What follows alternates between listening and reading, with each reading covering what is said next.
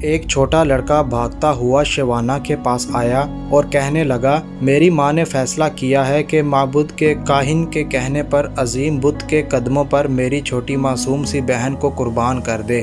آپ مہربانی کر کے اس کی جان بچا دیں۔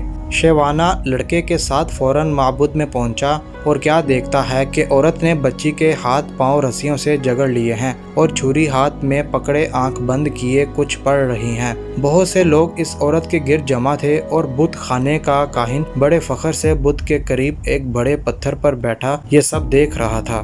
شیوانا جب عورت کے قریب پہنچا تو دیکھا کہ اسے اپنی بیٹی سے بے پناہ محبت ہے اور وہ بار بار اس کو گلے لگا کر والہانہ چوم رہی ہے، مگر اس کے باوجود معبود قدے کے بت کی خوشنودی کے لیے اس کی قربانی بھی دینا چاہتی ہے۔ شیوانا نے اس سے پوچھا کہ وہ کیوں اپنی بیٹی کو قربان کرنا چاہ رہی ہے۔ عورت نے جواب دیا، کاہن نے مجھے ہدایت کی ہے کہ میں معبود کے بت کی خوشنودی کے لیے اپنی عزیز ترین ہستی کو قربان کر دوں تاکہ میری زندگی کی مشکلات ہمیشہ کے لیے ختم ہو جائیں۔ شیوانا نے مسکرا کر کہا، مگر یہ بچی تمہاری عزیز ترین ہستی تھوڑی ہے، اسے تو تم نے ہلاک کرنے کا ارادہ کیا ہے۔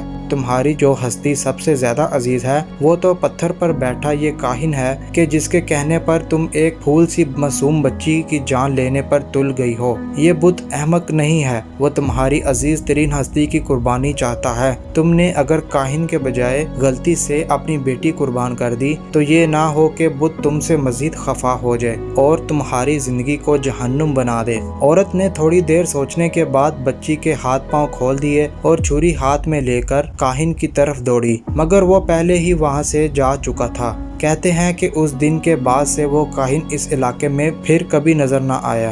اس سے بڑا دکھ اور کوئی نہیں کہ ہم جس پر اعتماد کرتے ہیں وہ ہمیں دھوکہ دے جائے۔ دنیا میں صرف آگاہی کو فضیلت حاصل ہے اور واحد گناہ جہالت ہے۔